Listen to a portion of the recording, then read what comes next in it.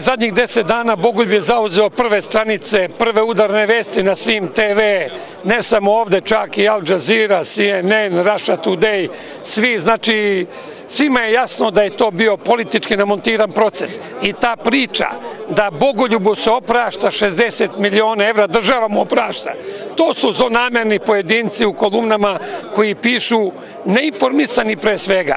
Ja pozivam sve novinare, ajde jedan neka uđe u pravo istraživačko novinarstvo i neka vidi šta je istina, neka otvori oči.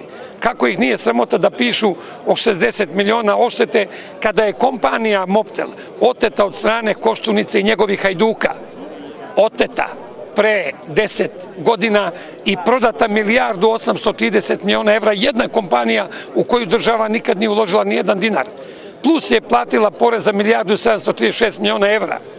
Znači, dan danas je oznaka državna tajna na prodaju Mobtela i na novac koji je dobijen od Mobtela. To niko ne zna gde su te pare otišle.